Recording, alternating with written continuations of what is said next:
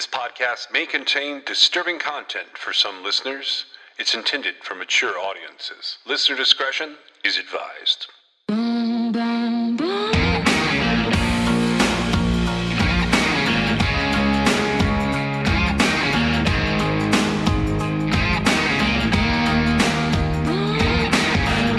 This is True Crime XS.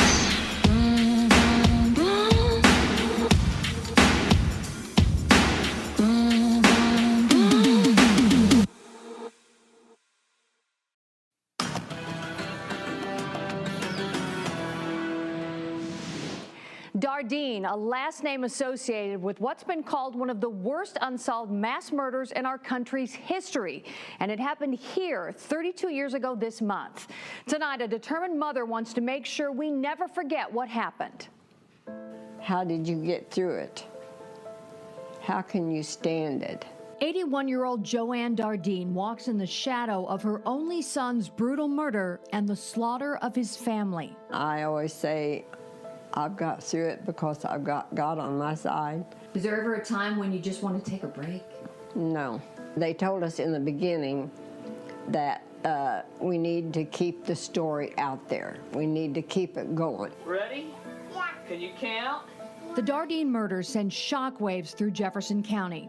Details almost too sickening to describe. And yet Keith's sister fears the crimes forever tied to her family name could be forgotten. I doubt seriously that the majority of the people in Mount Vernon even know who we are. So sitting at Joanne's dining table, I spoke with her, her daughter, and two of Keith's lifelong friends. I was the best man at their wedding, and it makes me kind of sad to think about it. I'm still numb to this day. I know I'm not the same person that I ever would have been. They take me back to November 1987.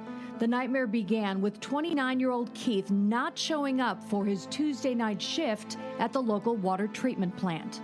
Keith's boss, he kept calling. That really scared me then. An officer arrived at the family's trailer in Ina at 6:30 p.m. on Wednesday. Knocked, no one answered, so then he went to the back door and he turned the doorknob and he just took the flashlight, shined in there, and he seen them.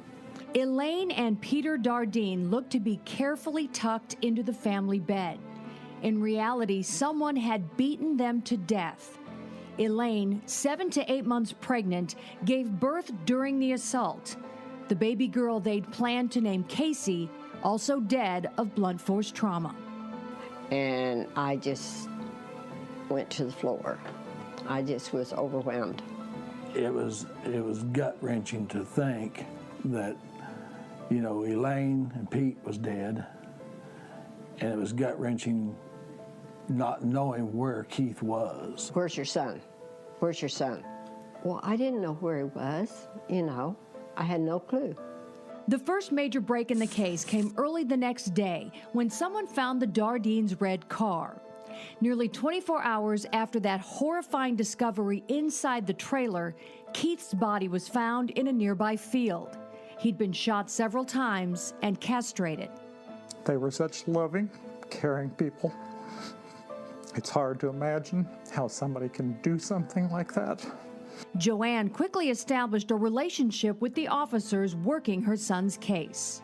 Well, I just about called every day. The unspeakable brutality of the crimes immediately raised questions about some kind of cult-related attack. Investigators quickly ruled that out, along with robbery, since there was no forced entry to the trailer and nothing missing. They did not rule out theories, though, that the murder could be either drug or sexually related. A few years later, investigator John Kemp would interview Tommy Lynn Sells, a convicted killer in Texas who claimed responsibility for the Dardeen murders. I talked to him the next day, and then he told me about Tommy Lynn, which at first I thought maybe he did. But the more came out, the more I realized he didn't. Bill Reed recalls Sells' claim that Keith made some kind of sex-related offer to Sells. Well, you think about who your best friend is, okay? Would they have done this You know, would they ask someone to come home? You know these things. You know, if you know a person that way, you just know, and that's not what happened. Tommy Lynn Sells was executed in 2014, and despite what you might read online, he was never charged in the Dardeen murders. They need to know who we are. They need to take care of this. The Dardeens don't want you to forget their name or the brutal crimes attached to it, but they question if law enforcement already has. Is anyone actively working this case, to your knowledge? No, they're not, I'm sure. Joanne Dardeen has not spoken to the detective currently in charge of her son's case, but we did. We learned about new efforts to preserve the case. We also found out about a strange new piece of possible evidence and why Tommy Lynn Sells' name is still connected to the investigation.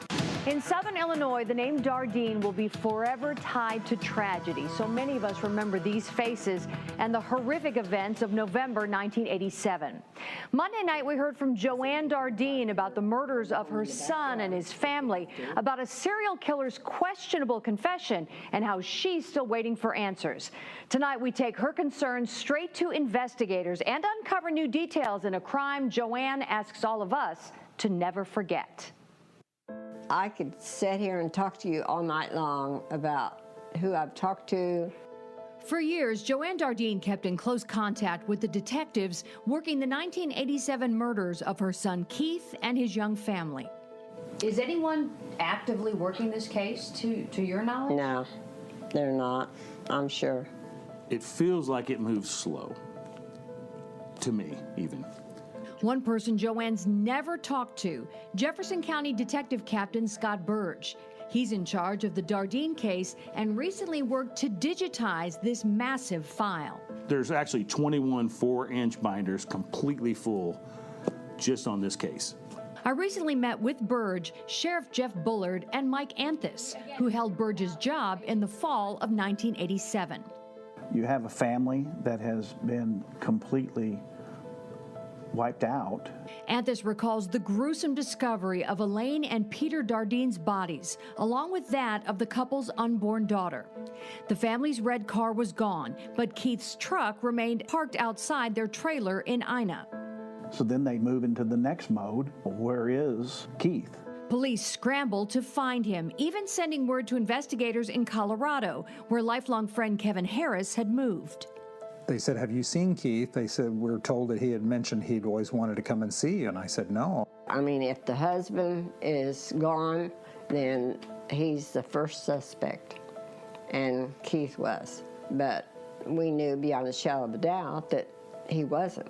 7 hours after investigators opened the Dardeen murder case, they found the red car in Benton, Illinois, abandoned in a bank parking lot. You could clearly see blood inside it. The discovery of Keith's body came later that same day. He'd been shot several times and castrated. Investigators would soon determine he'd been killed inside the red car. Now you really have to take the victimology of him and her and try to start linking together where they were, who they saw. And the leads will have numbers. This one bounces to this one. Or inside these binders, thousands of pieces of paper, leads, tips, interviews. I couldn't help but notice the name Tommy Lynn Sells listed under the word suspect. While sitting on death row in Texas, Sells confessed to the Dardeen murders. But at the time, authorities said the evidence did not support the claims he made. It's also worth noting, Sells at one time confessed to the 1998 murders of Sherry and Megan Shearer. DNA evidence in that case proved Sells a liar. Is he still considered a suspect? Are there other suspects? There's a lot of people that are a person of interest when I go through this. He was one I could reference because he was a listed as kind of a big suspect. There was a lot of documentation on him and things like that. That's why he's just currently listed as the only one on there. I could have put everything, but the book isn't that tall. What about any new evidence? The family told me about this 2015 police report from the Dardeens' hometown of Mount Carmel. It details the discovery of some disturbing writing about the case found written on the wall of a house hidden under old wallpaper. I tried to talk to the state police about it because they're the ones that come and cut it out. Mm-hmm. And I couldn't get anything out of him. Captain Burge says the wall did not produce any new leads, but remains in evidence. Now, what about any new testing? I had just actually asked her the other day, why haven't they done DNA? We want to try to do some DNA testing on some items. I think we can. But I need to see collectively where has it been before to where it can go. For me, it's not a question of who did it. It's the why did they did it. That's me. Why? I need that why. The search for the why and the who continues. Burge stresses the Dardeen case remains open. Until we get somebody or some people in custody on this and we get them prosecuted or whatever else, it's going to remain open. And I want the family to know that too. There's not anything out there that I haven't done. I have tried everything. So at 81 years old, Joanne Dardeen continues to talk about her son's case to anyone who'll listen. She and Mike Anthus developed a friendship over the years, and it's clear she's always trusted his judgment. When I asked him about finally solving her son's case, he explained it this way. I always used to refer to these types of cases as you're standing in the center of a clock. And every minute on the face of that clock is another angle, theory, motive. And you go out that direction, you follow it until you run it to ground, and it's either it is or it isn't. And you come back to center again and then look for the next leads and keep turning the rocks.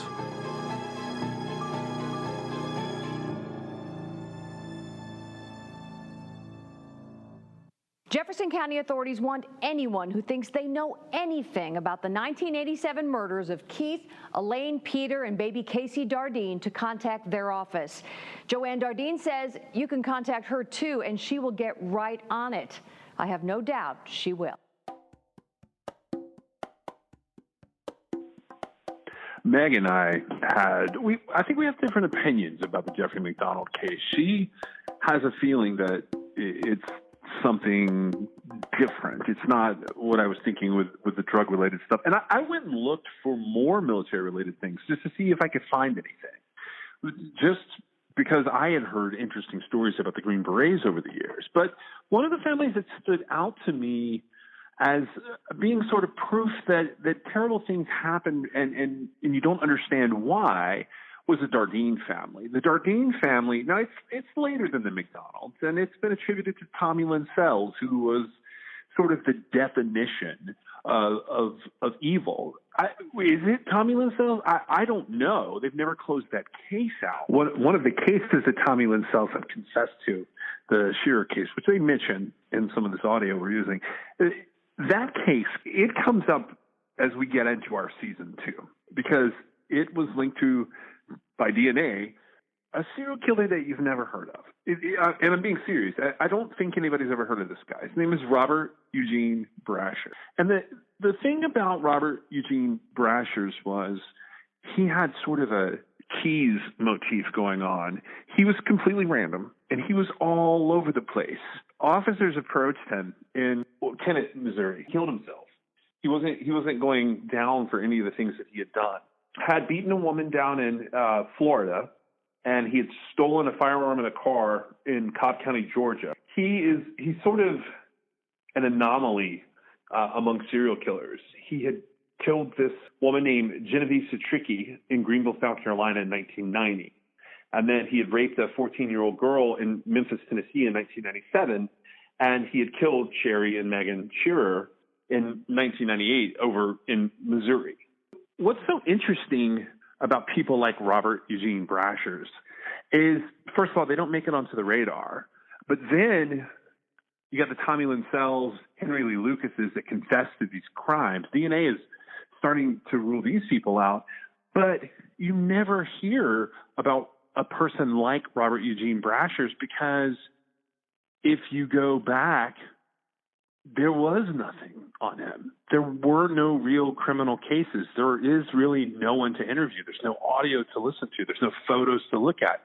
It's not very interesting. But that's an example of cases that they sort of boggle my ability to really wrap my head around what the psychology was there. Like, what was the motive? What was going on?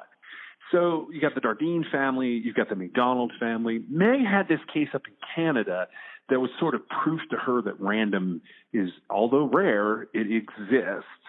And so that one we brought into focus on. And then there's the Eastburn family murders. The Eastburn family murders happened close to Fort Bragg.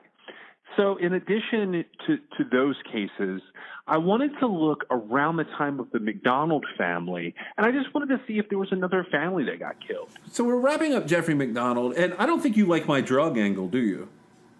I think that a lot of the information that I got, so Jeffrey McDonald's older brother got into he had some mental health issues that they seem to have been perhaps fueled by drug use. So he had, he was a little unstable mentally anyway, and then it got worse when he was using drugs. And so I don't think he would have been selling drugs because it wasn't such a point of contention in his life. Like, he doesn't even really talk about it. It comes out in other places. But I think that he was really... Now, he did take Escatrol or whatever. In certain dosages, stimulants are therapeutic for weight loss, I believe is what he was taking it for. And I'm pretty sure because he was a doctor, he would be well aware of what he was doing. But all that stuff's off the market now because it ended up being dangerous. But my point is, I don't know that he would have sold drugs. Also, it seemed like they inventoried the, cache of medical supplies that he had, and nothing really lent itself to any sort of recreational or prescription drugs that could be used recreationally being missing. Did you find anything to the contrary? No, I didn't. And I sort of bailed on the idea of him being a distributor, I guess, or a trafficker. I thought more like maybe he had witnessed something. I mean, I guess it's possible. So one of the big things, and I think the reason you went to the drugs side of things is because we need a motive for this crime. Like, I am of the opinion that Jeffrey McDonald could very well be innocent. It's at this point I've realized in all the research I've done. So when we did, I believe, last week's episode, it was 51 years since the murders had occurred. He wasn't convicted until 1979, but let's face it, he's been in jail a really long time. I'm not so sure that even if he is innocent, he's ever going to get out, because that's a really big pill for an appeals court to shove down somebody's throat, him being in jail for so long. Right. I am a big believer and a big advocate for the fact that, like, unmotivated murders of strangers rarely happen. And right. It could be like just a coping mechanism to, like, tell myself that it doesn't happen all that much. But I actually know from research that I've done, it really doesn't happen all that much. And so in the middle of this case, I just happened to be looking into the McDonald files, and something old came on television. And it was a story about a little girl. Her nickname was Punky. No words can take away the pain or erase Corrine Gustafson's tragic ending from our minds. There's just this air of the surreal when you go and you see what was a beautiful, lively, vivacious 6-year-old girl, a pretty little girl lying in a coffin. And she looks like a doll. It's just this very strange feeling to see something like that. It just doesn't make sense. This case, it scared the hell out of Edmonton. People altered their behavior. People in this city used to feel safe sending their kids to the playground and sending their kids to school on their own. It changed the city forever. It was a quiet morning. There wasn't much happening in the northeast district of Edmonton, which is the district that we were working. And this call comes in, it was about 10:22 that we were actually dispatched. Dave Bittman is a constable for the Edmonton Police Service. On a Sunday morning, he and his partner rolled to Rundle Park Village, where a 6-year-old named Corrine Punky Gustafson has gone missing. My first thoughts were, come on now, it's a quiet morning. Perhaps this little girl went to the local convenience store with another friend, and maybe there's trouble at home and she didn't want to go home right away. Unit 148, or correction, 149, is the second unit in from the corner here, and this is the Gustafson residence. Bittman arrives at the Gustafson home around 10:30 a.m. I could see people inside. I went up to the front door and knocked on the door, and there I met Ray Gustafson. Gustafson tells Bittman Corrine was outside playing with her friend Lindsay, who reported that a man had taken Corrine. As Bittman takes Ray Gustafson's statement, his wife, Corrine's mother, Karen, arrives at home. I was really upset. I was bawling. I said, just go find her. That's always worried about them finding her. Between her mother coming home with the look of sheer terror on her face and the information that we'd gleaned thus far, I had thought in my own mind at that time that this was a bona fide abduction.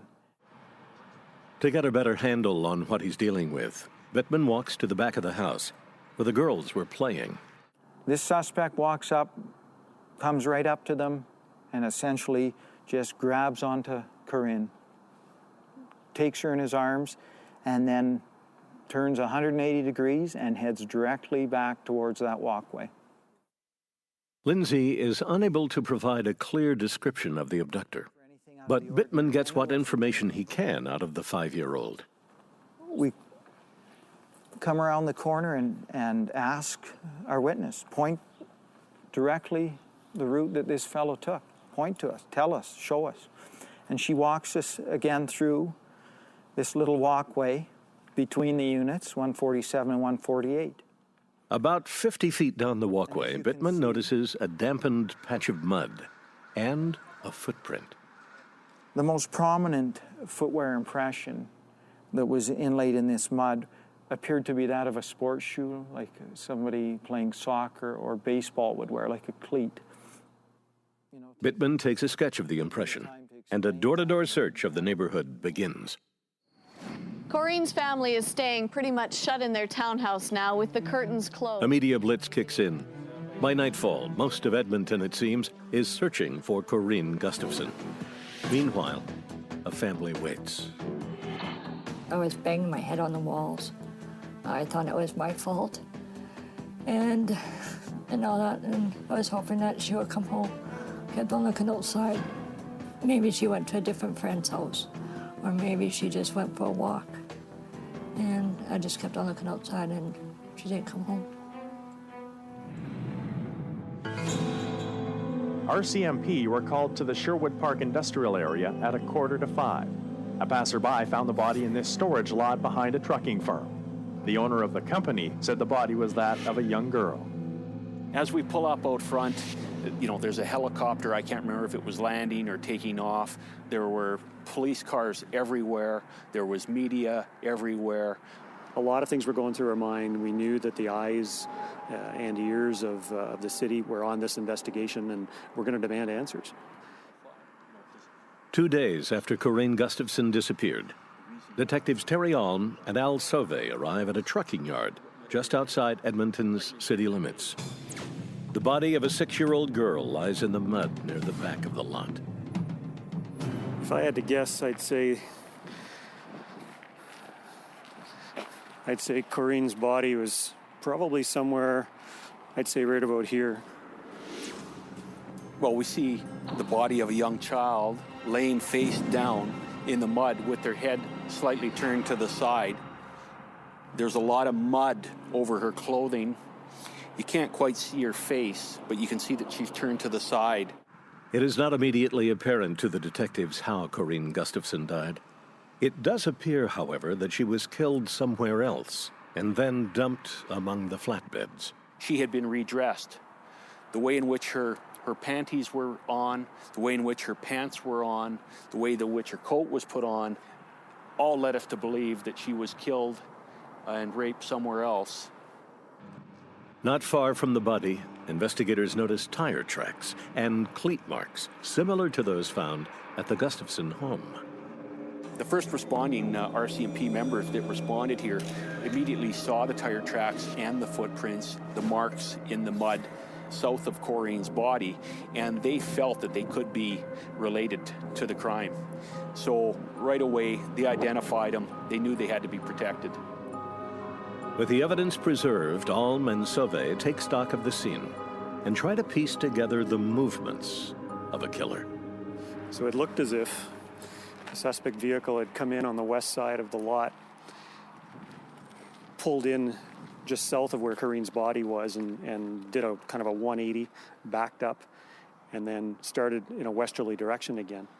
And then as he got out of his vehicle, he left a bunch of footprints around the vehicle. That's why we theorized that he stopped the vehicle there. Right. Probably removed Corinne from the vehicle, dumped her underneath the trailer unit, and then back to the car. An autopsy establishes that Corinne was most likely smothered to death. The ME also discovers a single pubic hair on the victim's left ankle. But it was such a small piece that the DNA technology at the time didn't lend itself to developing a profile from that. So the hope was that as DNA technology advanced, that we'd eventually get a profile from the partial root bulb on that pubic hair. Corinne Gustafson is dead. A city is stunned, and a family is left with nothing but its grief. It was really hard. I just wanted to go and get the guy that done it. I just wanted justice to be served. I wanted him caught. No words can take away the pain or erase Corinne Gustafson's tragic ending from our minds. Her death has had a tremendous impact on the entire city. There's just this air of the surreal when you go and you see what was a beautiful, lively, vivacious 6-year-old girl, pretty little girl lying in a coffin, and she looks like a doll. It's just this very strange feeling to see something like that. It just doesn't make sense. David Staples is a reporter for the Edmonton Journal. On September 14th, he covers the funeral of Corinne Punky Gustafson. This case, it scared the hell out of Edmonton. It changed the city forever. People altered their behavior. People in this city used to feel safe sending their kids to the playground and sending their kids to school on their own. And that changed after this crime. From the car parked in the parking lot over here to coming around the corner to where Lindsay and Corinne were playing, that just takes a matter of, 30 seconds there and back. If that. Yeah. It's been 8 days since Gustafson was taken from her home, assaulted and murdered. As the city watches, 2 rookie homicide detectives, Terry Alm and Al Sauvé, lead a team of detectives in the hunt for her killer. One of their first persons of interest, the victim's uncle, Ron Davies. Ron became the family spokesperson. And a lot of people, a lot of police officers didn't like the way that Ron was reacting. And there were a number of detectives who really investigated Ron to the nth degree. Then they showed up at the house and asked for DNA samples from everybody. So, I gave them that. No questions asked. Not realizing that at that point, I was their number one suspect. Due to the fact that she was in a trucking yard, I drove trucks. Davies' possible link to the trucking yard is enough for investigators to bring him in and push him with some hard questions. After a while, it got to the point where I said enough was enough. And then the RCMP, which is the Royal Canadian Mounted Police, they took me in for an interview, and right away out of the officer's mouth was, you killed your niece. Let's just sign this confession, let's get it over with so everybody can get on with their lives. I said, the next time you say that I killed my niece, I'm going to hit you. I'll drop you where you stand. In the city, in the newsroom, in the police station, Terry Alm's being bombarded. It's the uncle, isn't it? The uncle did it. In the newsroom, we hear, well, there's this uncle. He's probably the guy. If somebody brought up a name. Speculation builds that Ron Davies might be the killer. Terry Alm, however, is not so sure. I had a lot of dealings with the family, and I had seen Ron being interviewed. I had spent a lot of time with him and the family, and I guess it was more than anything, it was just from looking at all the evidence we had, coming to know Ron as I did, I just didn't feel he was involved.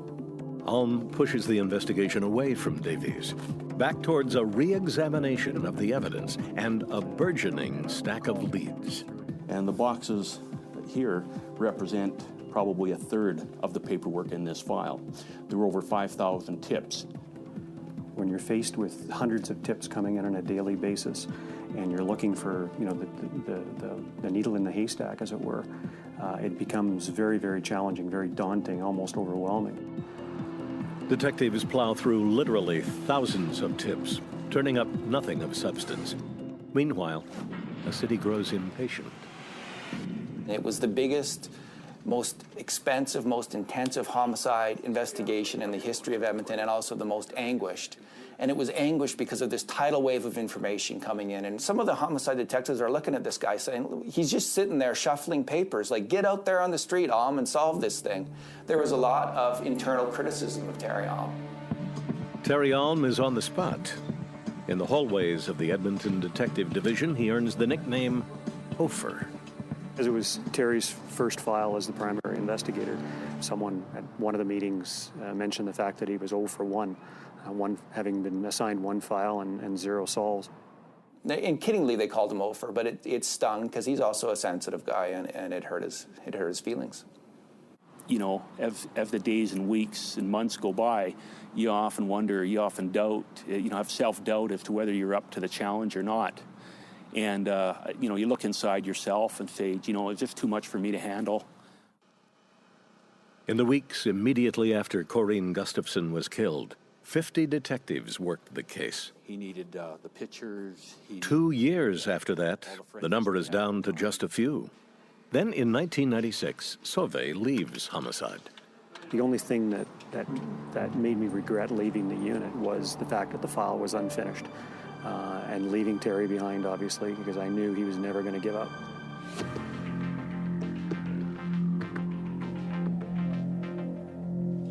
Eventually, the team was pared down, and pared down and pared down again, so that eventually I was the only one working on the case. By January of 2000, Terry Alm has been working the Gustafson case for more than 7 years, nearly the last 4 by himself. We had so many tips and so many suspects that required more work, but how could you separate the wheat from the chaff as far as these tips went? So we decided to have all of Corrine's clothing and the swabs re-examined. Alm hopes new technology will be able to identify and develop a usable DNA profile in the case. He sends items of evidence to a private lab in North Carolina. 1 year later, Alm gets a call. He had asked me, he says, well, does Corrine have any boyfriends? And I said, well, she was only 6 years old. And then he said, well, then I've got your guy. The unknown profile is uploaded into Canada's National DNA Databank and hits to a man named Clifford Slay, a convicted sex offender, and a name Terry Alm is familiar with. Clifford Slay had come to our attention in May of '93 when he had sexually assaulted a young teenage girl. And he was investigated at the time. His family had alibied him, and he was sort of put on the back burner. Slay was one of thousands of suspects looked at during the 10-year Gustafson investigation. Now he takes center stage and is asked to explain why his semen was found on the clothes of a 6-year-old. We're not here to pass judgment on you. We're only here to deal with the truth.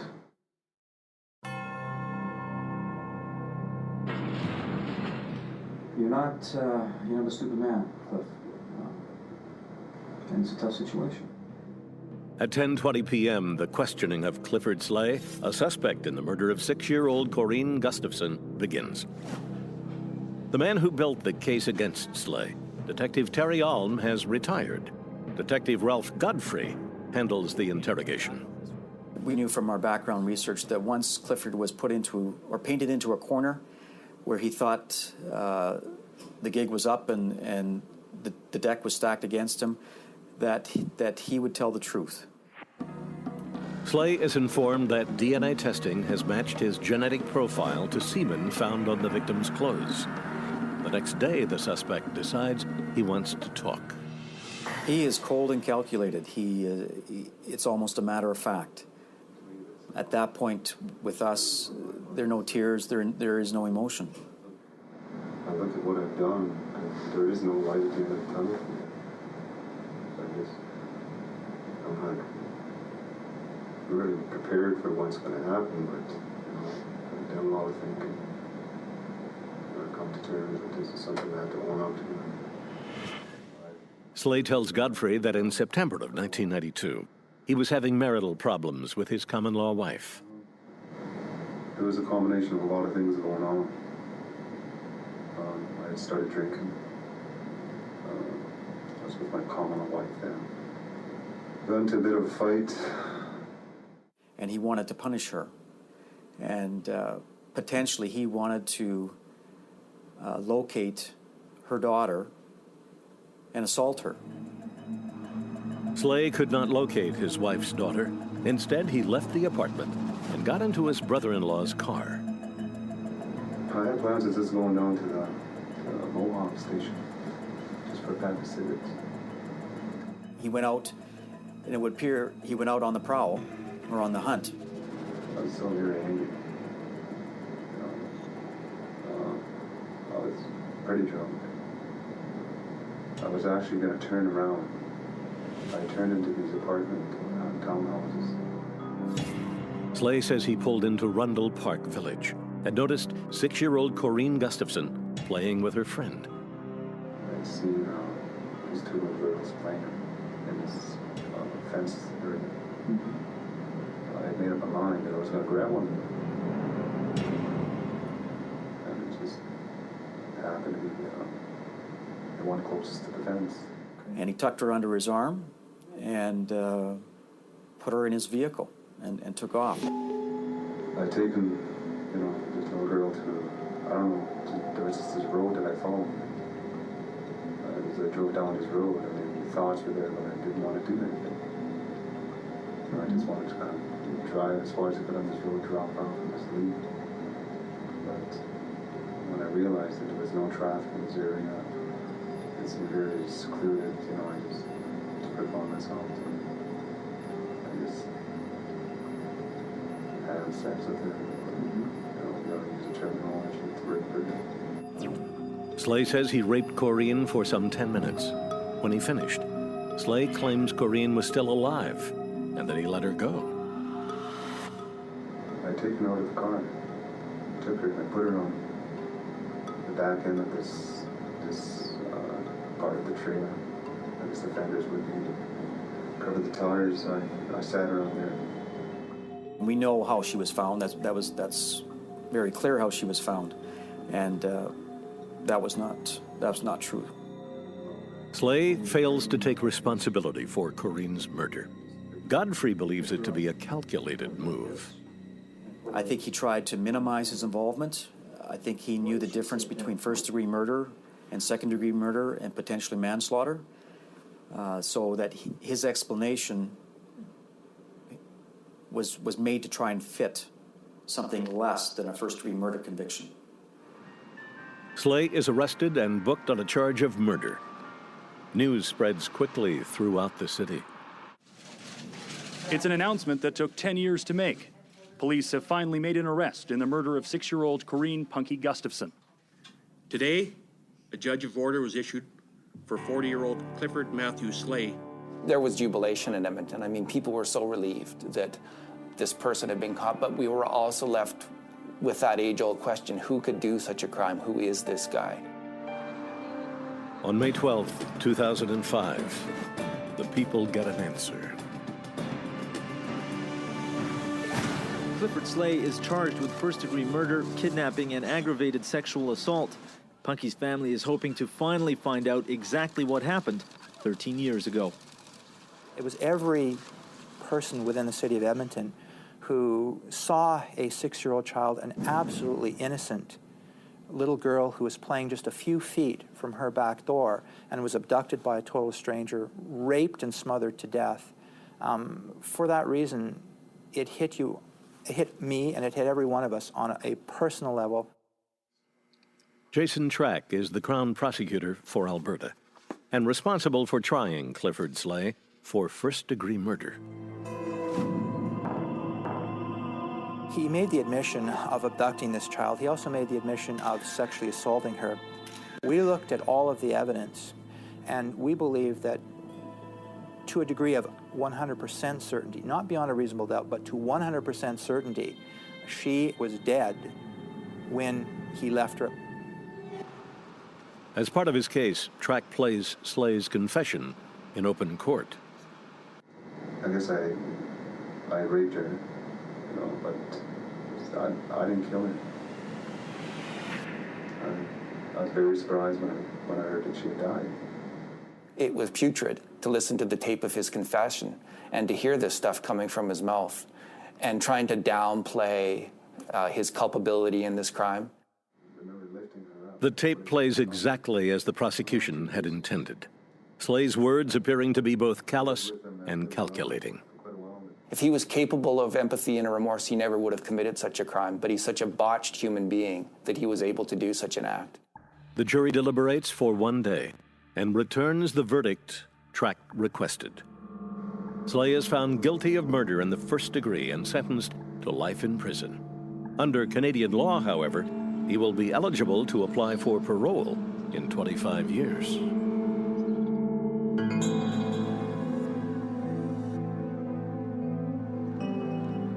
Clifford Slay's arrest and conviction is front-page news in Edmonton. The man most responsible for putting Slay behind bars, Detective Terry Alm. This was a case of someone dedicating more than a decade of his life to solving this crime, and it was in the end, it was his dedication that solved it. It was his sticking with it, going back over the evidence that allowed the police to figure out, we better take another look at this DNA evidence or we'll never solve this thing. That was Terry Alm. You couldn't ask for, a better result. I mean, I would have liked to have come a lot earlier, not just for myself, but for everybody concerned. And if in some way that my work that I did on this file contributed in the end result, I guess I can take some comfort in that. Thank you all for coming here today with us. It's been 13 years since we said goodbye to Punky. On September 4th, 2005, Detectives Alb and Sauvé attend a memorial service. Corinne Punky Gustafson's family sends up more than 300 balloons in memory of the 6-year-old. When everybody's at work, and if I'm at home by myself, I'll come out here and then I'll sit with her for a while, just to be beside her, so she can know that, I still love her. And I'll see her soon. She's our angel, watching over us. Corinne's case is one of those bizarre cases where you can see a stark difference in how the U.S. and Canada handle things. And I'm not saying one handles things better than the other, but that is that case was on Unsolved Mysteries. It hung around for years before they really solved it. And it looks like they're going to go after the uncle in that case. And Meg has some really strong opinions about that case. And I think seeing it and remembering or finding out what had happened to that little girl, I think it changed her perspective on a lot of things. And she literally was out playing with her friend, and a guy was mad at his wife, drove up. He didn't even care which girl he took, whether it was Punky or her friend. Randomly took her, attacked her, and killed her. Because I was reading all this Jeffrey MacDonald stuff, I decided to give the randomness, because what happened to Punky was completely random. It was something that, now granted, if an adult had been watching her, she was right outside of their townhouse, so it wasn't like she was off somewhere. But it was two little girls that were basically unsupervised. They should have been safe. So it's not really the parents' fault, but like an adult could have intervened in that situation and stopped it. But okay, so that is a completely random act. Right. It's actually like one of the most random acts I've ever heard of, because the guy didn't know the little girl. He was turning his vehicle around in the townhouse parking lot and saw them, decided he was going to take one of them. Punky happened to be closer, and that's the only reason he picked her over the other little girl. It is horrifying. For a long time, I never looked into Jeffrey MacDonald's case. I just knew a little bit about it, and you've talked about your history with it, and I really don't have a history with it. But my thought has always been, like, how is it that group of unmotivated people broke into his house and did this? And I never could make sense of that, really. But nevertheless, I see this thing about Punky, and I decide I'm going to give the random stranger attack, I'm going to give it the benefit of the doubt in this situation, because Jeffrey MacDonald is very believable, and not necessarily in his story. I find it really hard to believe that they couldn't find a single person who had ever even seen him lose his temper. And so it didn't go along with his persona, who he was. It didn't make sense. And he even has this older brother who has these issues, who he is the one, because, you know, by the time they're adults, I believe when he was in college, his father had died. So whenever his older brother went off the chain, you know, he had to go home and take care of it. I only think it was one time that was a big deal, because he ended up having to fly back to New York from like Puerto Rico while he was in service. And so it was a big deal. It seems really strange to me, taking all of that into consideration. There wasn't a single person, because it's not like he lived under a shell. I mean, he had been all over the place. He'd gone to college and medical school. They had moved quite a bit. They had come into contact with a lot of people. Nobody ever saw him lose his temper. I don't know how much you've seen, but I have felt like the reason he didn't get a fair trial was because Judge Dupree did not allow the people who Helena Stokely had told that she was at the MacDonald house on the night of the murders. He didn't let them testify. And I feel like the trial would have been more fair had he let those witnesses testify to what Helena Stokely had told them, because they would be presenting information to the jury, and the jury could then decide based on how Helena Stokely testified, based on what the additional witnesses testify to. I feel like the jury should have been allowed to weigh that out. And because they weren't, it was like Judge Dupree just made a decision, and it wasn't a decision he should have made. Now, it, went to appeal, and there's been all kinds of things have happened to this case, and it's never earned itself, so the appeals court, in other words, wouldn't agree with me. They did not feel like Judge Dupree abused his discretion in not allowing the witnesses to testify.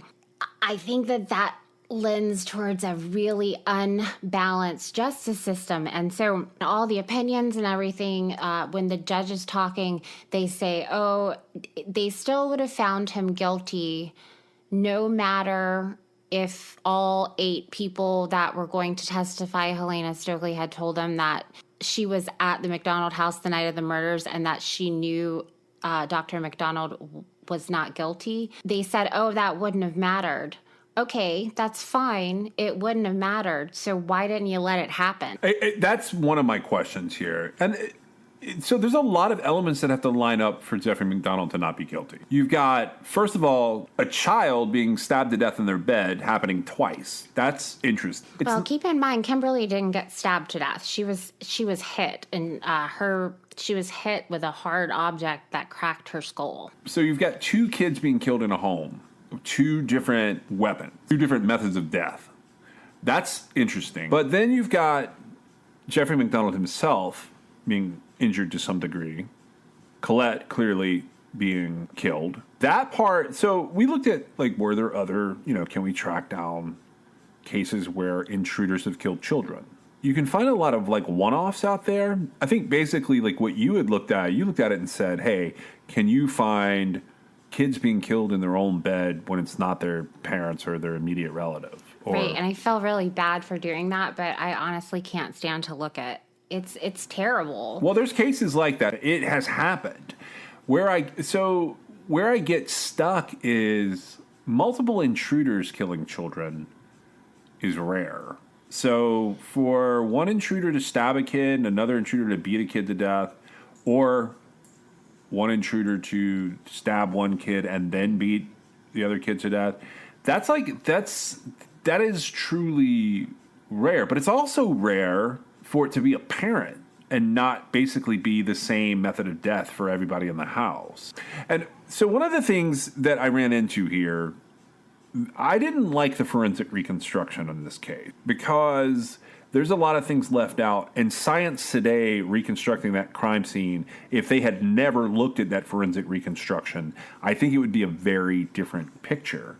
And that is the places that the blood falls and the different things that you find around the house can actually be accounted for if there were multiple intruders. When I find multiple intruder cases, it's one guy, two guys, three guys, or a really big gang of people.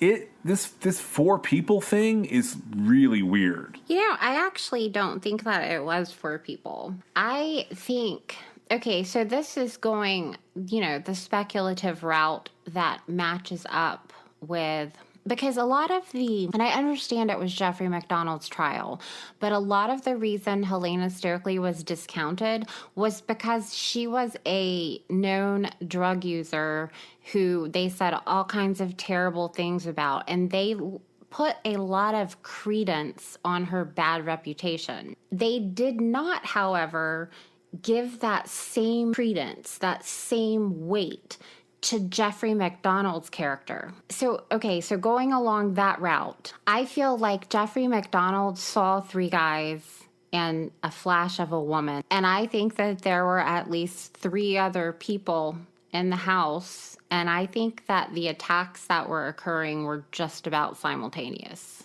That would make sense to me. And it would account for the evidence being weird. But one of my biggest problems with this case is how, and I just heard another podcaster do this because I like listening to their stuff. And it's another pair of podcasters that I listen to. They were saying, well, there's no evidence of intruders. And that narrative gets repeated a lot. If there's no evidence of intruders, then where's the evidence being ruled out of the almost 30 people that were in and around the crime scene providing aid and investigating early before they decided McDonald did it? Like the people I'd like to say something to that actually. Yeah. So from Fort Benning, the crime, well, I don't know that they were the crime lab, but they were the lab technicians. And there are several there are several reports of the man who did the fibers. He said he specifically looked at, so Jeffrey McDonald's pajama top had like a purplish blue fiber. It had a black blue fiber, and then it had like a cotton fabric. It was like it was the actual fabric, not thread. There were 3 different things, and he basically did not look at anything except those 3 things, because he said there were all kinds of debris type fibers found, but he wasn't told to examine those. Well, yeah, even I did just say that. Yeah. even looking at the crime scene photos, there's some weird shit laying around in the crime scene. Like, there's a plate sitting beside the trash can where the phone is hanging. I couldn't tell you what's on that plate. It looks really gross. It's like, I can't tell like when that photo was taken, but if it's remnants of dinner was not good. Now, I did find out, so they did have a horse, but it didn't live at the house, but they also had a cat, so I'm guessing cat food. Yeah, that would make sense. If they had a cat, that would make sense. So one of the things that I read in, I believe it was the final opinion of like the final appeal that has happened. And so we're talking, probably 2018. It's been very recent. And so this would be the appeals court quoting what was happening in the lower courts. And it has to do with Judge Franklin Dupree. So he was the initial judge who presided over the trial in 1979. Okay. And so they say the trial did not turn on whether the jury believed every aspect of the government's case. Rather, the trial turned on whether the jury disbelieved McDonald's account. In the words of presiding Judge Franklin Dupree in the midst of the 7-week trial, quote, I think this case is going to rise or fall on one thing and one thing alone, and that is whether or not the jury buys the defendant's story as to what happened, end quote. Detrimentally to McDonald, the government was able to satisfy its burden of proof beyond a reasonable doubt by showing that McDonald's account was unworthy of belief. I have other problems with that. Do you want to take that further, or you want to hear what I have to say about that? Well, my point of that is he didn't have to put on a defense at all. So this is the upper court saying this. They're using it as justification for their opinion that they're putting out, which is ultimately denying his request. To me, that's saying essentially he had to prove he was innocent. Right. And so the problem with this case is that everybody on all sides is listening to a person who is either psychotic and killed his entire family, or someone who just lost their entire family and is wounded at the crime scene. Either one of those accounts, doesn't matter which one you take stock in, either one of those accounts, you have an unreliable narrator. You can't really put a lot of stock into anything that person has said if they're a little woozy and they're unconscious for days afterwards, or had blood loss or serious trauma, or lost their entire family. So that's where the state's narrative, and by state I mean the federal government, that's where their narrative hangs, is in disproving that what he said happened could have happened. Right, but the fact that the trial judge says whether or not the jury buys the defendant's story. I mean, did he say that out loud in court? Because that gives like an automatic cast of doubt over it. If you buy something. I don't think that was a commentary outside of court, I believe. But the other that would have been inappropriate too. Well, okay, so this started with a civilian complaint. So there's nothing about this that makes any sense. The fact that our Supreme Court has let this go on and refused to hear it is insane. There's a whole lot wrong with that situation. There were a number of things that made this look like it could really be something cult related. Meg had this idea that it was just like frenzied teenagers. Well, I like that idea. But one of the things I found weird was in 1972, in February of 1972, there was on the other side of the state, there was another family murder. Just didn't have little girls involved.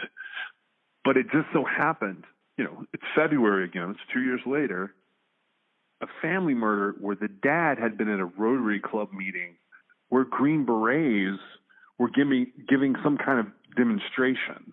And this is the Bryce Durham family murders. From the WataugaDemocrat.com. On February 2nd, 2015, investigation of Durham family slaying continues. Murders aren't supposed to happen in small towns such as Boone, but 42 years ago this Tuesday, the community was shaken by a triple homicide that left people wondering for years if a killer was lurking among them. During the early stages of a fierce snowstorm, on the evening of February 3rd, 1972, a mother, father, and their teenage son were brutally and systematically murdered in their home on Clyde Townsend Road on the west side of town, just off the North Carolina 105 bypass. Bryce Durham, 51, his wife Virginia Durham, 46, and their son Bobby Joe Durham, 19, were found with their heads draped in a bathtub full of water in their home. Medical examinations later determined the presence of rope burns around each victim's neck. An autopsy revealed Virginia had died of strangulation, and that her husband and son were strangled before being drowned in the running water of the tub. Investigators were immediately perplexed by the motive of the killings. Earlier published media accounts stated the possibility of robbery as a motive, but a bank deposit bag of money was found lying on the floor. If it were a robbery gone badly, why did the killers ransack the house but leave the bag full of money that would have been an easy score to cash in on? The case remains unsolved, but the murder case has never been forgotten by Watauga County Sheriff Lynn Hageman. In 2006, several investigators from various agencies convened to review old crime scene photographs, and case files were reviewed with notations, and an open discussion followed. New ideas and strategies were then formulated. There have from day one been persons of interest, but as in any homicide, developing persons of interest into suspects is often easier said than done, Hageman said. I can say that we continue to have leads and are actively looking at and following up on these leads. I can also say that many of these leads have occurred within the past 2 years. Former Sheriff Ward Carroll held jurisdiction of the case, along with lead SBI agent Charlie Whitman, but the green light was given for both the Sheriff's Office and the Boone Police Department to work the case, Hageman said. Whitman was unavailable for comment for this story. Personally, Hageman said he's been working the case since 1975 with the BPD. New and emerging technologies were used too on the aging case, but with few results. We discussed with the SBI lab the potential of DNA with a specific piece of physical evidence. It was determined that the piece of evidence had been exposed to elements that made DNA analysis very difficult. It should be noted that every year since the homicide, that all fingerprints have been resubmitted for comparison. To date, there are latent prints that have yet to be identified. The investigation is still active and ongoing, he said. Natives of Wilkes County, the Durham family came to Boone from Mount Airy in November of 1969 after purchasing the local Buick dealership. He kind of just showed up here, said former trial judge Phil Jen of Bryce Durham. No one knew much about him. Jen was a close friend of the couple's son, Bobby Joe Durham. He was supposed to meet at Appalachian State University basketball game the night of the slayings. Although friendly, the family kept mostly to themselves. It wasn't like he gratiated himself to the community, Jen said of Bryce Durham. I don't mean it in a negative way, but when someone buys a business, they really get involved in the community. They were a little bit more reserved. In my personal opinion, first, the Durhams had not been in Watauga County for a long enough period of time to establish a large network of folks who really knew them as neighbors and business contacts. It is unclear if the family had any prior business dealings in the high country, but it was confirmed that Bryce Durham graduated with a degree in physical education from ASU in 1941. Friends of the family and state investigators don't believe he was involved in any shady or drug-related activity, and that their values were reflected in their son. Bobby was a pretty quiet guy. He didn't talk as much as some people do, but he was a good-hearted fellow and a straight-up kind of guy. While investigators, amateur sleuths, and other residents might disagree on the motive of the crimes, little has changed on the essential facts of the case. On the night of the killings, Troy Hall, the son-in-law of the family, said he received a muffled phone call from Virginia claiming a number of African-American males were holding her husband and son in another room at their split-level home. At the time, Hall was married to Jenny, the daughter of Virginia and Bryce Durham. They lived in a trailer park near the current location of Walmart. Hall's conversation with his mother-in-law quickly ended after that. The wall phone was later found disconnected with the receiver lying on the floor. Initially, Hall thought it was a prank call, but he and Jenny decided to check on the family despite the frigid conditions. Hall's car was slow to start, so he enlisted the help of a neighbor, Cecil Small, who happened to be a private detective, to drive them to the Durham home. By the time the trio arrived at the home, the driveway and road had become iced over, so Hall and Small decided to walk up the hill to the residence, while Jenny waited in the car. After the discovery of the bodies, Hall and Small went to a neighbor's apartment to contact the BPD. John Tester, dispatcher on duty, said the call came in around 10:50 p.m., and the caller seemed to be mighty shook up. Tester said he almost couldn't decipher Hall's frantic plea for help. Shortly after 11 p.m., officers from multiple agencies dropped what they were doing and converged on the Small residence on the blistering cold night. State investigators later remarked that a number of officers others present could have altered the crime scene. A TV was still on when investigators arrived on the scene, and 3 glasses of soft drink along with some food were discovered nearby. On the kitchen table was a partially eaten baked chicken. The family was likely enjoying a snack at a primetime movie or television show when they were surprised. Officers were told that a green and white 4-wheel GMC Jimmy was seen leaving the residence shortly after 10:30 p.m. 2 hours later, a North Carolina Highway Patrol officer found the vehicle matching the description abandoned, but still running with the windshield wipers still in use a short distance away on Poplar Grove Road.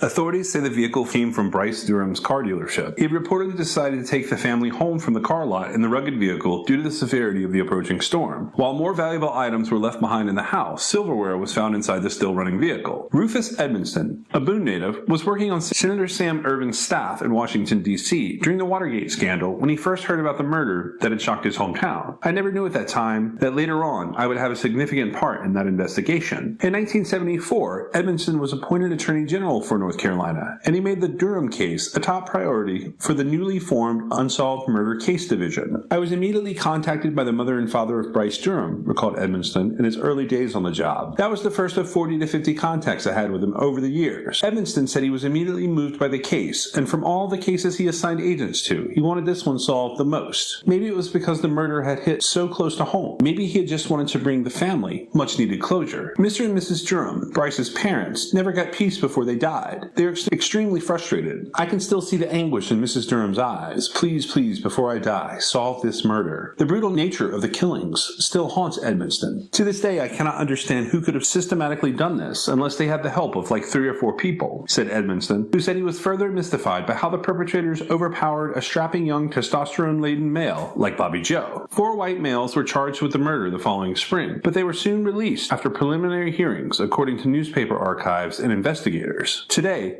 investigators have little to say about the men's alleged involvement. Since the murders, theories about motives have come and fallen by the wayside as investigators searched out all possible angles. A popular theory at the time was the Durhams had met their demise because Bryce had revealed the ringleaders of a car dealership scam in Surrey County that involved rolling back the miles on vehicles before selling them to unknowing customers. Edmonston said the theory didn't check out because of a lack of evidence and the case was dropped. The military-style precision of the killings also caught Edmonston's attention. Edmonston's assigned agents even vetted a story about the Green Berets' involvement in the murder. The soldiers were reportedly in the area performing a skiing demonstration at Appalachian Ski Mountain. Bryce Durham was allegedly seen at the same demonstration during a Rotary Club meeting. That too turned out to be a dead end. This type of military precision didn't go unnoticed in Hageman's investigation either. This too has been reviewed, he said. Understand that the Durhams were tied with their hands placed behind their back and were subsequently placed side by side, bent over at the waist in a tub with their heads submerged in water with cords around their neck. There were no gunshot wounds, no cutting wounds. Bryce Durham was seen as a very straight-laced type individual, so his involvement in any criminal-like activity that might bring him unwanted attention seemed unlikely. Mr. Durham was a car dealer, and as such had many business transactions, both positive and negative. However, there were no legal transactions to date that we could find. The possibility the murders were a professional hit was also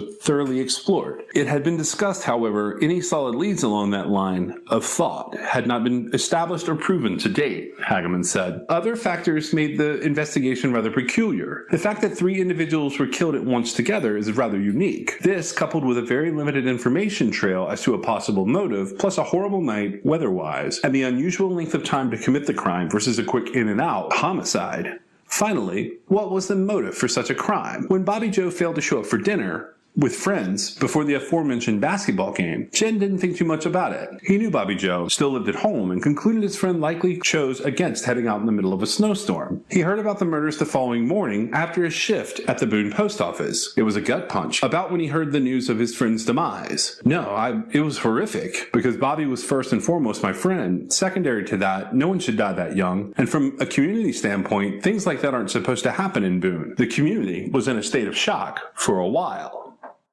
Without looking into this, I would say he had to have done it. This kind of case doesn't happen, okay? Like where it's some random outsiders. But, we've got the Helena Stokely element of it, which is just, I think a lot of people forget. She was a teenager, and I think maybe 17. They were all young. You're talking about the age of Helena Stokely? Well, Right, when this happened, because we see her like 10 years later and she looks so much older and like life has happened to her. And so I think that I personally have lost sight of that. But so here's what I think might have occurred. I think that, for one thing, that it was at least 7 people. It was at least 7 people. Oh, you think it was a whole crowd of people? At least 7. And the reason I say at least 7 is because Jeffrey McDonald saw 3 plus the girl, 3 guys and a girl. And I believe the attacks under the circumstances, I believe they would have had to have happened simultaneously. That's the only way I could see them not ended up like huddled together or something like that. Like, it's just... To keep them separate and to account for what we can tell is actual forensic evidence, you're saying it had to have been almost simultaneous. Right. And I'm not saying that, like, movement didn't take place and, like, you know, they say, oh, well, Colette had to have been hit in Kristen's room. And the thing is, like, that's not to say it couldn't have been intruders doing it. I don't think Jeffrey McDonald actually saw the people who killed his wife and children. I think he saw the other people. I think that could be the difference in the overkill that the little girls and his wife experienced and what happened to him. Now, it's a stretch, and I admit that. If they were doing something stupid, like, I don't know, I don't want to be like, oh, this was a cult thing, but like some sort of stupid bloodletting or some sort of stupid initiation thing. Okay, that is really one of the only circumstances that I could see like little girls getting killed like they were killed. Like, you've got some really messed up people. And I'm not talking about like on drugs. I'm talking about like messed up in lots of aspects of life. Some sort of stupid, and you know, here's my point. Like, afterwards, they were probably all like, that was the stupidest thing we've ever done. I think the skeptic would say it was him, because I really feel like what ends up happening, just like with the little girl that I started talking about with Punky. I mean, when does that happen? You know? It's really rare. It is really rare. And so the rarity of it, I think if we were to really know what happened, that it would be, even if there was a video of it, like, so we would know 100% sure somebody did this, I think it would still be unbelievable at exactly what went down, because I feel like it was probably chaos. And I have no idea why the neighbors didn't hear more or why there was not more evidence. But I will say that there aren't a whole lot of cases where it's at trial. The argument as to whether or not somebody confessing to it to like 6 to 8 different people should be allowed as testimony. That doesn't happen very often. And I think that could be part of the problem with them not knowing how to sort of deal with it properly. But like, you just don't get that a whole lot. There was a great injustice done because Judge Dupree said, you know, she's a sad human being who has no idea where she is, what she's doing, where she's been. Well, that's something a jury can take into account when they listen to what she's told all these other people. Right. And instead he just said, I'm not going to allow, you know, everybody to talk about what she's said. Thanks for joining us. You can reach us at 252-365-5593 or at truecrimexcess.com or truecrimexcess@gmail.com if you want to send us a note. This episode was brought to you by LabrottieCreations.com. That's LabrottieCreations.com. Check out the merchandise and specifically their fun Pop Pet art custom pieces made from photos of your very own pets. Use the promo code CRIMEXS, that's CRIMEXS, for 20% off a fun, brightly colored, happy piece of art of your own pet at their site, at BrodyCreations.com. Music in this episode was licensed for True Crime XS. The theme song was Indestructible by Noah Smith. You can find us on your favorite podcast platform or at TeePublic, Instagram, or Twitter. You can also join us on Patreon to fund future body exploration trips. But the best thing you can do for us is leave us a review on your favorite podcast platform and share us with your friends. And we'll see you next time.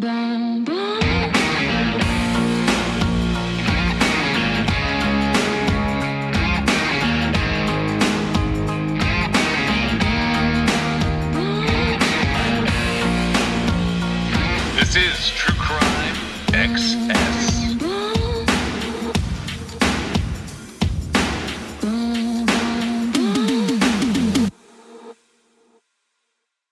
Well, that's, unless you have something to add about them or about the Eastburn family, I don't have anything else. The Eastburn family, they weren't at Fort Bragg, right? They were at where were they? You talking about Pope? Pope, yeah, Pope Air Force Base. If you throw a rock from one, you'll hit the other. But what's so interesting about that case is like how the legal maneuverings worked against the perpetrator. Right, and it's so that would have been happening after Jeffrey McDonald's. Yeah, this was 1985, and this is the murders of Catherine Eastburn and her daughters, Kara and Aaron. 25 years later, the pain is as fresh as ever. A woman and her 2 daughters were murdered in 1985. A military court convicted Timothy Hennis in this case. Today, the man who lost his wife and children testified in the sentencing phase. The question, will Hennis pay for the crimes with his life? Brian Mims is at Fort Bragg. Brian? David, it was the most emotional courtroom scene I have ever experienced. A couple of jurors were teary-eyed, and you could hear sniffles throughout. Our cameras are not allowed inside, but through the words of a father who has lived through unimaginable grief, we tried to capture the essence. With Gary Eastburn on the stand, the 25 years dissolved. It could have been yesterday when Kara, 5 years old, strutted around the house on Summerhill Road in her cowboy boots. Daddy's girl, his shadow. In fact, I'm wearing cowboy boots now, he says, and sobs. It could have been yesterday when his other little girl, Erin, 3, was fussing about this or that, but she was beautiful. Such a pretty girl, her dad says, and sobs. Could have been yesterday when his wife, Katie, his confidant, was cooking with one hand and tending to a toddler with the other. Every Mother's Day, she got breakfast in bed, except one. Gary Eastburn, Air Force captain, was on duty in Alabama. The day before, he tried calling home over and over, nothing. On Sunday, he received a call from a sheriff's detective. The flight home was absolutely abysmal. I can't describe the pain, the sense of loss. What am I going to do? I was just a basket case, really. But the elation he felt when he learned his youngest girl, Jana, now 26, was still alive. She spent nearly 3 days in her crib as her mom and 2 sisters lay on the floor, stabbed to death. He would raise her by himself. Still, he wonders, what would Kara be today? And Aaron? I've missed their lives. He pauses. I'm really bitter about that. Nobody has a right. He doesn't finish. He grabs a tissue. Because he wasn't home when the horror came to his family, he says, thoughts like this sometimes torment him. It was my failure as a father. Were they looking for Dad? I feel bad. When they needed you most, I wasn't there. He has been there for Jana, who also took the stand. She and her grandparents make visits to the gravesite in Kansas City, where Catherine Eastburn grew up. I would watch them cry. It makes me feel sad and guilty that I don't have that feeling for them. She now cries. A prosecutor asked her what she knew of her mom. Nothing. Kara, nothing. Aaron, nothing. The emotion inside this courthouse is so raw, it could have all happened yesterday. But no. Gary Eastburn says he's missed out on 72 birthdays. 25 years of yesterdays. Then the pictures came, more than 40 of them displayed on screens. Little girls gathered around a birthday cake, little girls dressed up as clowns, little girls sleeping together on a bed, and a beaming young mother. The defendant, Timothy Hennis, is in a detention cell for the remainder of this trial. On Monday, his attorneys will begin their case to spare his life. David. Very emotional. Brian, thanks you live from Fort Bragg. The family of a convicted killer took the stand today in an effort to spare his life. A military jury found Timothy Hennis guilty of murdering Catherine Eastburn and 2 of her children in Fayetteville 25 years ago. Now the jury will decide if he'll get life in prison or the death penalty. Brian Mims is live at Fort Bragg. Brian? Pam, it was another emotional day inside the courtroom. The defense brought 19 witnesses to the stand, all with glowing words from Master Sergeant Tim Hennis. Here, as he walks out of the courthouse in handcuffs, you see him as Tim Hennis, convicted killer. But for several hours, the jury sees him as Tim Hennis, family man, father of 2, grandfather, scoutmaster. He became a dad in February 1985. A little girl, Christina. 2.5 months later, 2 other little girls, Kara, 5, Erin, 3, and their mother, Katie Eastburn, would be stabbed to death in their home. In his second trial in 1989, Hennis was acquitted. Now 25 and pregnant with her second child, Christina Mowry takes the stand to talk about the dad who read to her every night. To me, my father is my hero, she says. Hennis's sister, Beth Brumfield, also testified. A defense attorney asks, how do you feel about your brother today? Brumfield says, I still love him. I still believe in him. She cups her hands across her forehead and cries. Though hard to decipher her exact words through the tears, she says she doesn't know where her big brother will be going, and she doesn't want to be left alone. Hennis's sister-in-law, just a toddler when they met, loses all composure when telling how he let little kids climb all over him. He was my play gym, my jungle gym. For Anita Pillow, there's no fighting back the tears. I'm sorry, she goes on. I'm so sad right now. Hennis and his wife, Angela, have another child, Andrew. He's 18. When the Eagle Scout heard last week that his father was convicted, Pillow says, he just crumbled in my arms. I just said, it'll be okay. He's still going to be available to you in other ways. He was just devastated. When Hennis's mother-in-law, Judy Kuntz, gets on the stand, she smiles at Hennis and winks, talks about how he and her daughter met at Bennigan's in Fayetteville 27 years ago. She says, I love him a lot. A stream of military colleagues also testified, describing the Desert Storm veteran as a leader and compassionate. The military jury will begin deliberations tomorrow afternoon on whether to impose the death penalty. Brian Mims live at Fort Bragg. Brian, thank you.